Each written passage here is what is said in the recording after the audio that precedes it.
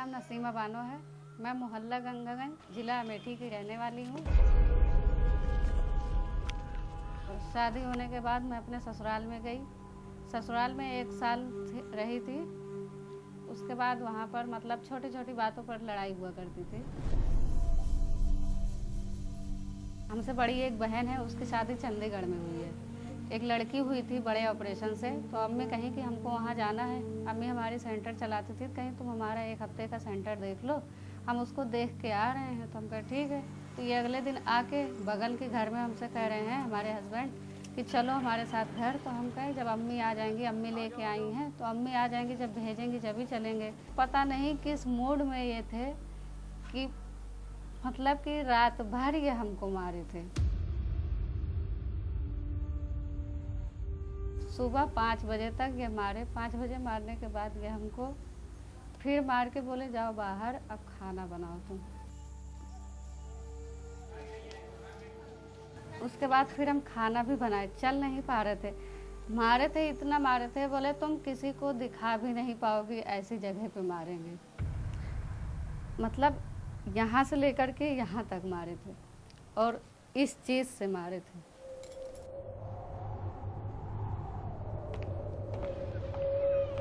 उस एक रात की वजह से हम उनके नाम से भी डरते थे।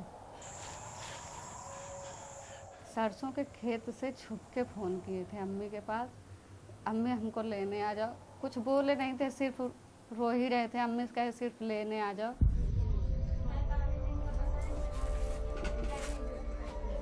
मेरे 6 लड़कियां हैं, जिसमें से 4 की शादी कर चुके हैं और अभी नसीमा के भी किए थे, लेकिन नसीमा के जीवन में इतने दुख पड़े, वो शादी से कामयाब नहीं रही। परेशानी झेलती रही, बेचारी झेलती रही। लेकिन हम सोचे नहीं, दुख तो बहुत हुआ उसके परेशानी से, उसके मार से, पीट से बहुत झेले, हम लोग भी झेले, लेकिन नहीं गुजर हो पाया उसके ससुराल में। बहुत नालायक थे उसके ससुराल वाले। हमारी सास कहीं कि लेके जाओ अपनी लड़की को, नहीं तो छोड़ देंगे, तलाक दे देंगे, ये कर देंगे, वो कर देंगे। फिर अम्मी हमारी कहीं हम खुद लेके जा रहे हैं अपनी लड़की को। गांव के प्रधान लोग, मुखिया लोग होते हैं, तो उनकी दबाव से हमको फिर से भेजा गया। तो ये हमको स्टाम्प पेपर पे लिख के गए कि आज के बाद हम ना मारेंगे, ना सताएंगे, सारी जिम्मेदारी उठाएंगे। ये सब लिखने के बाद हमको लेके गए दिल्ली में। हम 6 महीना थे, 6 महीने में मतलब प्रेग्नेंट हो गए। तो उसके बाद में फिर ये वहाँ पर जब तबीयत ख़राब थी, बहुत ज़्यादा तबीयत ख़राब रही शुरू में, तो बहुत दवा ववा किए। ये 6 महीना हो गया ना, तो ये कहें अब गांव चलो।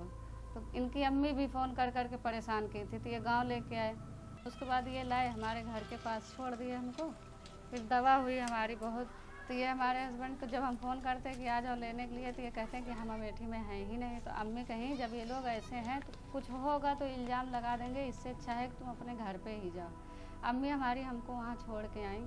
तो हमसे कहे तुम्हारे अब्बू को ये नहीं था, पैसे नहीं थे जो छोड़ दिए, तो हमसे 500 रुपये ले लो, चली जाओ। हम कहे 500 रुपये लेना होता तो हम क्यों आते अपने घर से। रात को 11 बजे एक लड़का पैदा हुआ था। तब बच्चा बिल्कुल अच्छा था, इतना सुंदर था कि क्या बताऊं।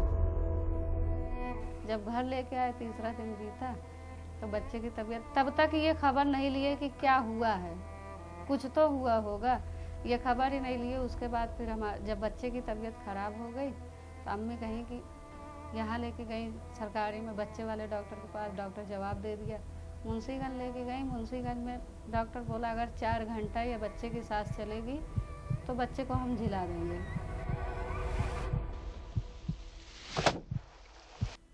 बच्चा हमारा 1 ही घंटे में ख़त्म हो गया था। इतना दुख हुआ सर कि हमारे परिवार में लड़का नहीं था, और लड़का मिला तो हम बहुत खुश हुए कि चलिए अगर इतने नालायक हैं, शायद है कि लड़के के वजह से इसकी ज़िंदगी पार हो जाए। फिर लड़का भी ना रहा सर, लड़का नहीं था तो लड़का भी क्या नाम से ख़त्म हो गया। तब भी ये देखने नहीं आए कि क्या हुआ है।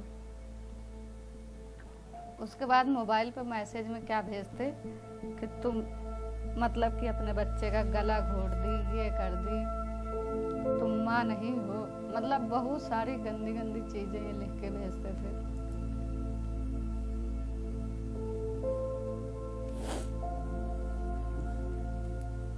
टाइम ऐसा लग रहा था कि हमारे पास जो कुछ था सब तो चला गया, अब क्या है। घर वाले, अम्मी भी समझाती, अब्बू भी समझाते हैं। अम्मी कहती भूल जाओ, सब चीज़ भूलने की कोशिश करो। फिर उसको हम लोग ये सोचे कि नहीं, वो हाई स्कूल पढ़े तो उसको हम और पढ़ाएंगे और उसको सिलाई कराएंगे।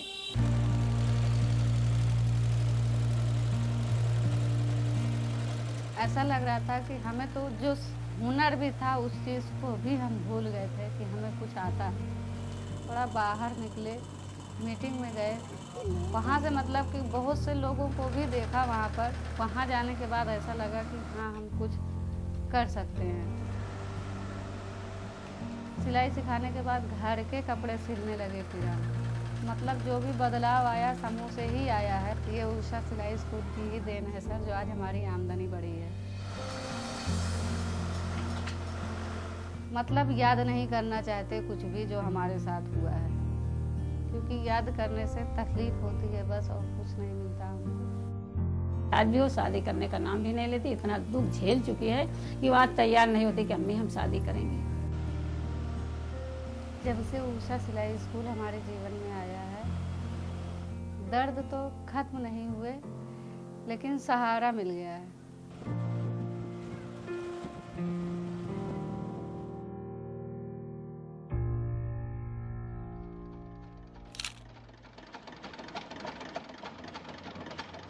Well, you know, for me, fashion is an expression of a culture. It's an expression of how people live, how people behave in different situations, in different circumstances. Tailoring is the mother art, you know, and it's without tailoring, nothing comes together, you know. So another important thing is that what are they going to tailor, how they're going to cut. What Usha is doing is a very big thing. It's a yeoman service to the nation. By, you know, if the women get empowered through the tailoring machine, it's a very big thing. I think Usha is also doing a lot of research and development in how to make the machine more user-friendly, more make it more versatile. So all these things are all converging now, and I think it's going to be a big thing. See, my focus has been employment at doorstep, Dwar Pe Roji. That is my whole concept, and that's what I'm doing in my village.